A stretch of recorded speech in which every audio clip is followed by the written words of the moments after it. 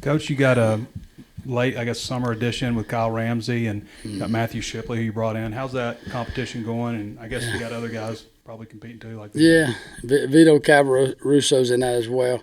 And those were the three. I thought I really felt like Shipley and Vito had a good spring, but just when we got in the stadium, we try to grade them three ways. One is when nobody's around, we call it just charting. There's no pressure, just me, other than me, yelling at them a little bit.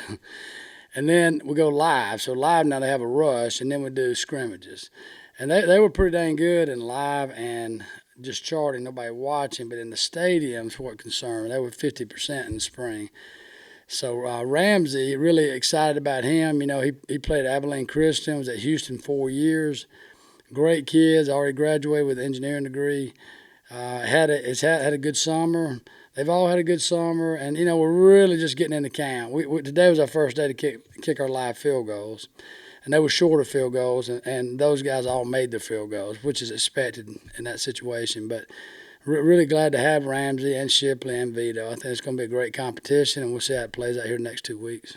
It's obviously the landscape of college football is different. Have you ever had two guys on the same roster that each made 14 field goals last year? Yeah, that's the beauty of the portal, I guess you'd say. But the thing I will say about both of those guys, because they're new here, is Ramsey. Last year I think it was 15 of 16, something along those lines. They had 4 over 50, and that's a really a heck of a season. But Shipley, he's had.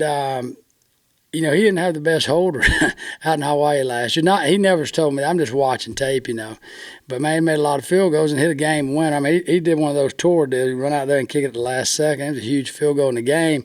They had a kick blocked earlier in the game. So I think we got some good players, and we'll see who kind of rises to the top. But happy with all of them right now. With Shipley specifically, just how has he responded to this competition with Ramsey coming in? Really well. I tell you, Matthew's a phenomenal kid. He's a twin. Just very well centered, comes from a great home, and be honest with you, he's never said one word about it. He just knows he has to work and do better, and that's the one thing I was very attracted to with him was his personality.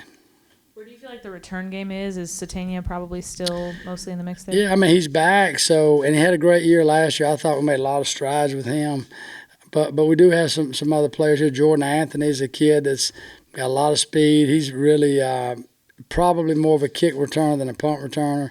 You do have Jalen Braxton, who I think is a good returner as well. Been using Monte Harrison back there a little bit, trying him. He's a big kid, punt returner and kick returner. So I meet with him one day in my office, and I'm saying, okay, he's 29. I said, he brings up punt returner, and I go, golly, man, you're a pretty big guy. Can you do that? He said, Coach, I play professional baseball. I'm a center fielder. I can track a ball down. So I said, okay, you got a good point. And he's a big kid, but he, so anyway, we'll see how it all shakes out. But I think we have some really good competition there. And Isaiah is obviously the returning guy, but we're going to let him compete in camp. You probably saw a lot of reaction to the NFL kicks the other night from the shortened, and who knows, that might come to college one day. Any thoughts? Yeah. On what that looked like? Well, the whole reasoning behind it was last year, I think, Trey, you talked about this in college football last year, but the NFL was about 22% on returns last season. And their whole deal is they want to get the return game back in the game of football. So from that perspective, I think it's a good thing. If you have a phenomenal returner back there, it's obviously not a good thing for the kickoff cover unit, but I certainly think if they continue this on maybe a 3-year trend, we'd obviously see it in college. You said 50% in the stadium for both those guys, but was that just the red-white game or all? We have 2 scrimmages in the spring, red and white game, and then we have a scrimmage 2 weeks in. You got anything you point your finger at why they didn't kick better in the stadium? Well, possibly the first scrimmage was first time in the stadium. Kicking. That's all I can relate it to. The second time spring game, it was really windy, and I never make excuses. It's what we talk about. That's an imposter. We block imposters out. Don't pay any attention to them, right? But obviously you got to play around that. I think in the spring game they were both trying to overcorrect the wind too much. Is what I felt. But at the end of the day, you just got to make those field goals. We want to be 80% on the year. That's what we want to be every year. You can you can be a 78% guy and a 73% guy. If you hit 80% of your field goals, I mean, you're going to have some special seasons, I think. And you got, I think Sam was in here the other day saying probably need to get it figured out in about 2 weeks. I think that was right. I mean, is that enough time for you? And do you feel good that, somebody's going to figure it out? Maybe more than one of them, but you have to pick. Yeah. Have a good choice to make. It's, the tough part now, and I think the kids like this, but they don't. Over the next, like the first 3 days, everybody's got a different snapper and a different holder. Everybody. 'Cause we got 3 apiece, right? And we're going to do it again the next 3 days, and then we're going to see how that plays out, and then we'll go to the scrimmage. So that's the tough part right now. But if a guy can continue to make it with a different holder and snapper, it makes you feel better about him. So we're going through that process. As we get closer and it kind of starts showing its face, and we'll start narrowing it down to those guys. But we're giving them every opportunity to be the guy for the next 2 weeks. I guess besides Eli, who's snapping, and is Bale the number one holder? Who else is holding? Yes, so Bale's holding, Dubwig's holding, who's a guy here from Arkansas, from over in Little Rock, Conway, close to Conway area, and Charlie Vondermeeden would be our other holder. He came here as a kicker, but because he's young, I'm just going to work him mainly at holding and punting this year to kind of get us through the year. But Devin Bale, he's having a really good camp so far, and so is Dubwig. I mean, they're both solid punters. I'm real pleased with them. I'm really expecting a good year out of those 2 guys. Yeah, Coach, sticking with the punters, how surprised were you when Max decided to leave, and then how confident are you? You mentioned it right there with Devin, filling in behind him. Yeah, don't talk really a lot about kids that leave. I'm sure y'all hear that all the time, but I think it's part of the game. He's a great kid, and I think an opportunity to play with his brother had something to do with it. But when he left, I had great peace. I really did, because those 2 guys, man, they're both good punters, and they have really competed. And I didn't feel like there would be drop-off, though. I really felt like we had a great punter in Devin Bale. My biggest concern now is just getting Dub ready. Dubwig. Call him Dub. Yeah, if I did my math right, I think Eli's, based on media guides, they had like 234 snaps. I can't remember a bad one. Just how good a snapper is he? His strength is short snapping. I mean, he'll snap it back with threads. We always talk about the threads facing the goalpost. That way we're not hitting threads, right? He's really good. I mean, in camp, and probably the first 30 snaps at camp, he's missed maybe 3 threads, which is really hard to do. But I don't know if y'all remember his freshman year when the Ole Miss game breaks his hand. And that was like game 9 or 10. It was late in the season. And they were bringing the wood, but he just kept snapping. So he's a consistent kid. He's a tough kid. And he's been a really good long snapper for us. We've been happy to have him here. And then, I don't know if you thought about this. You're the one holdover survivor, whatever you want to call from Sam's first staff. And I know you guys were obviously together in Georgia. Kind of, what do you think is the key to that longevity? Well, I didn't know Sam before I went to Georgia, and we became neighbors. And you could stay at Georgia, and we were going to win there. Things were heading in the right direction. But Sam just was always, if I get the job, you're going to come with me. And I always told him I would, not sure if I would or wouldn't, right? But he comes up after the SEC championship game. He says, "Hey, Coach, I'm going. Just go take the job. You coming?" I mean, it was like a 10-second conversation. He was out the door. I said, "Oh, I'm coming." So we go to the Sugar Bowl. Sam's obviously not there, and I mean, the night after the Sugar Bowl, which ended about 11:30, he said, "I'm calling Kirby right now, and I'm telling him you're coming." I said, "Could you wait until we get back and call him so I ain't got to ride on the plane with him tomorrow?" He said, "No, I'm doing it right now." So I had to deal with that night and the next morning. But, I've really enjoyed working for Sam. I think he's a good person, obviously, but I think he's a great football coach. And he just loves this place. When we were at Georgia, he always kept a picture of Arkansas on a screen in his office. And at the time, I'm not thinking Arkansas, but that was just part of his love for the state of Arkansas. So, have you seen any changes in Devin, just maybe mentally, since Max is kind of gone and he's the number one guy? Yeah, I think the biggest thing with Devin, he probably feels like the world has been lifted off his shoulders. He's not having to compete with Max anymore. Those 2 really good punters. But, man, he is just – and Devin's always been a very energetic kid. But he's becoming a real leader for us, and I just hope that kind of carries into the season. And he started off with a really good camp so far. I've been pleased with him. Sam has told us that you kind of prefer having a separate guy that kicks field goals and does kickoffs, and then Cam Little kind of made that asserted himself as doing both. Just what is behind that? Maybe the desire to have two separate guys. Well, when I was at Auburn, Daniel Carlson did both. When I'm at Georgia, Rodrigo did both. Rodrigo Blankenship. When I came here, I knew we had to have one because we're going to cover some really good teams. So that's where I found Vito Calvaruso. He had a big leg in high school, and I worked him out. He wasn't very good, but he showed up, and it has been really good for us. But, we've been blessed. Well, I was blessed at Georgia, been blessed here. We've had phenomenal kickoff guys, and when you don't have one, it can get you if you're playing a really good returner. So I'm not necessarily in favor of splitting them. I'm fine with one guy doing it. I just want the best guy to do it. And how I've always done it, you got to win it in camp. You got to win it in these 2 weeks right here. And Cam could have never been the kickoff guy as a freshman. He just wasn't there. His strength wasn't there. And, man, last year he had a great year. And he told me he felt like he got a lot stronger in the weight room and been developed. And he said, Coach, I'm going to win this job. And he did. Does anything change with what you guys do during fall camp with the kickers because it's a competition, like more kicking in the stadium or more high pressure situations, something like that? Well, y'all probably won't believe me this, but I'm telling you, when Cam was here, we made him compete every year for the job. It was not his, and he knew he had to win it in camp. I know that sounds crazy, but that's how we do it. But with this new crop of guys, I'm definitely going to spend a little bit more time in the stadium because y'all asked about the spring game. I felt like this spring we didn't get enough time in the stadium, and it's a little different on the far end with the wind, the way it plays out.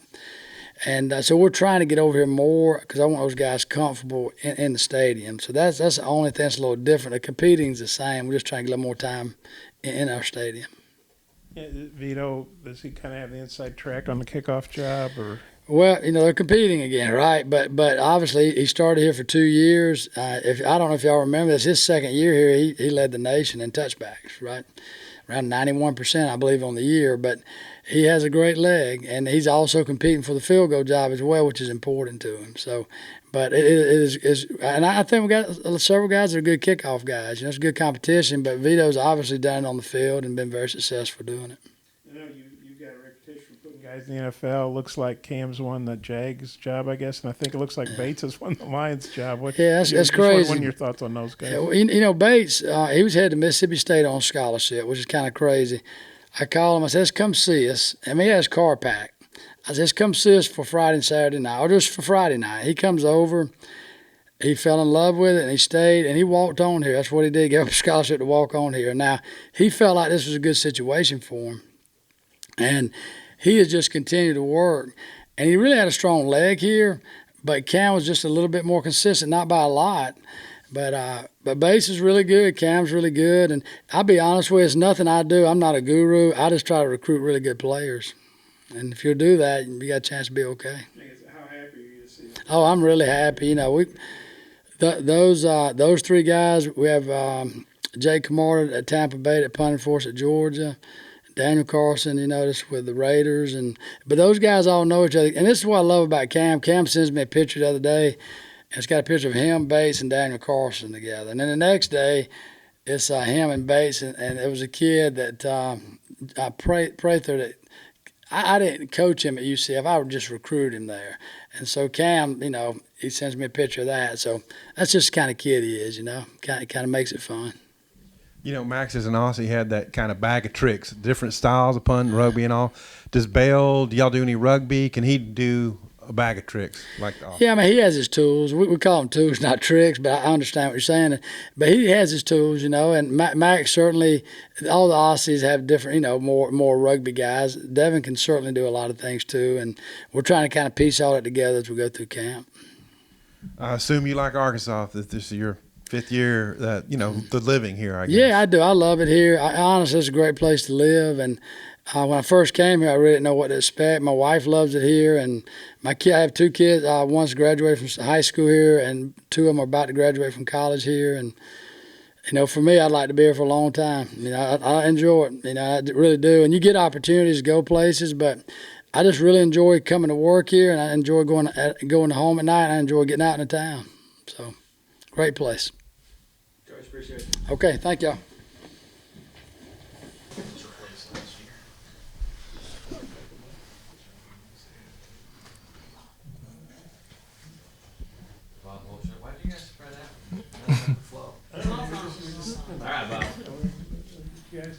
Okay, it's for Eli. I think I counted this up right out of the media guide. 234 snaps. You haven't had a bad one, have you?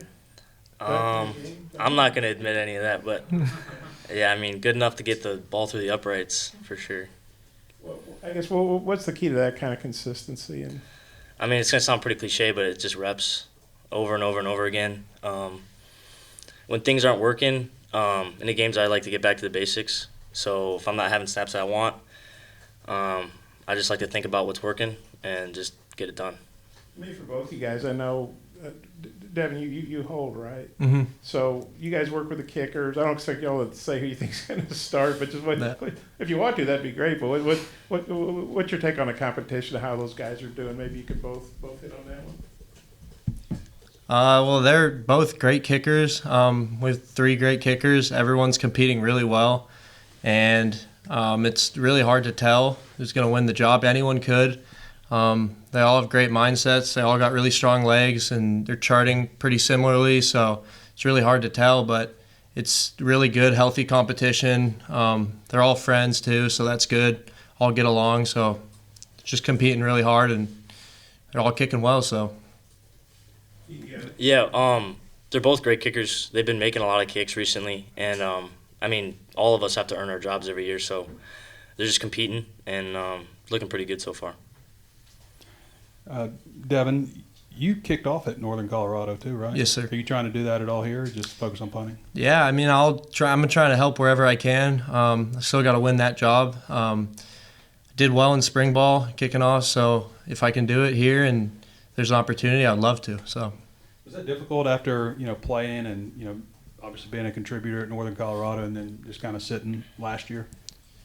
Yeah, it was hard. It was also a really good learning experience. I got to compete with Max, who was a great punter and one of my really good friends, and we competed hard, and we learned from each other, and I learned a lot from him, and it was really awesome to sit back and take in the whole environment and learn from it. And it's very different going from Northern Colorado to here, so I think there's positives to both. But I redshirted last year, so I think it's all working out. So I mean, I took a lot from it and very happy with it. So it seemed like a very neck and neck battle in the spring between you two guys, and now it's just you. Is it weird not having that guy push you? And I know you got Sam and stuff, but is it weird not having Max, who was a starter ahead of you? Kind of a guy that maybe your friend, but maybe also a guy that you put a target on. For sure, it was it was a little surprise, and definitely a little different, but I've learned a lot from him, and I've taken that, and I've just been waiting for my chance. So I'm really excited to get it rolling, and I still got to earn that job and beat Sam. And there's a lot of good things from Max leaving, and I miss him, and I hope he's doing well and all that. But it gives me an opportunity, so I'm very blessed, and a lot of good things come from it for me as well. So. What are some of those, maybe the specifics that, you learned, or how did you improve the most during your redshirt season? Repping. It's a different style of punting. We do offset. So I didn't ever offset punt when I was at Northern Colorado, and it's definitely different. And just taking in the environment, feeling the crowd, feeling the noise, and it's just different level of ball. So really just taking in the noise and the fans and all that, and just getting to see it live, just mentally prepare as well. So kind of that stuff. And Eli, you go from having Cam and Max kind of in the special teams unit to now you're kind of the older, the guy that's been in the program the longest. Just what's that like? Have you tried to take on a leadership role maybe with the rest of the special teams guys? Yeah, it definitely was weird. When Max left, it was a strange realization that I was the last person left from the room I came into as a freshman. But, that was kind of a thing. A lot of younger guys, kind of leading them through the process and helping them out. So I'd love to do that as much as I can. Yeah, Devin, I guess Sam Pym was in here the other day talking about you going on scholarship. How big a deal was that? Mm-hmm. What was your thoughts on that? It's just a blessing. I've been working for it for 3 years, since freshman year, and just time's paying off, and just very, very happy and very blessed, and couldn't be more thankful for Coach Fountain and Coach Pitt for them to give me the opportunity. And it's unbelievable. It's a great feeling. Great feeling. And were you on a scholarship at Northern Colorado? It was true walk on, or no, preferred walk on. Sorry. Okay. Well, it looks like they should have had you on a scholarship when you were a kid. Yeah. And then what led to you deciding to transfer? I know Arkansas obviously got more going on than Northern Colorado does, but what led to that decision? Were there some other places, bigger schools you looked at? Well, our head coach got fired after my sophomore year, and I always had dreams to play in the SEC, and I didn't know if I was going to make it there or whatnot, and I just kind of just had dreams and aspirations to go to a bigger school. And then after my head coach got fired, I just knew it was time, and I took my chances. And then I was talking to San Diego State, I was talking to Arkansas, a few other schools, and then Coach Fountain, he wanted me to come out and visit, and I came out and visited, and I just fell in love with it here, and I love it. So, Devin, I know when we find out about guys entering the transfer portal, it's like through social media and stuff. I'm curious, how did you find out that Max was leaving? Did he let you know? And what was your reaction to it? Like, was it sad to see him go, and then, but also thinking about, hey, this could be a good thing for me? Yeah, well, we all kind of found out the day of. He was just kind of quiet about it, and he had his own thing going on, and I don't blame him. It's a hard decision, so I don't know. It was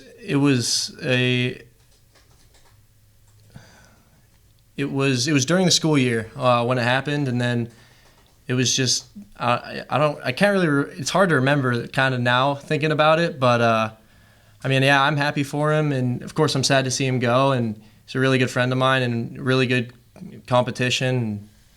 So I'm hoping the best for him, and I'm excited for him at Cincinnati with his brother. So. How soon after did that happen did Coach Pittman call you into his office to give you the scholarship? And when he did you know that was what he was wanting to talk to you about? I was in class actually when they called me, and then I came in right after class about an hour after, and then Coach just sat me down and just broke me the news and called my parents and let me know, and it was a great feeling. Eli, I'm curious, maybe it's weird when you're sitting next to each other. What's your take on Devin as a punter? Oh, he's a great punter. I always knew, in the spring and last year, it was just knowing that we had plenty of guys that could go out there and play, like Devin, luckily he stuck around, got his opportunity. But yeah, great competitors, both of them. We've always had a great specialist room. So just want to make sure I got this right. So it was last spring, and Sam told you you'd be going on the scholarship when this school year came around. Yeah, it was last spring, end of school year, and then it was right after. Right, it was day when Max left, and then he brought me in and let me know. And then so I guess you go on starting the summer. How does that work? I don't even know. Yeah, and then just start over summer and then go from there pretty much.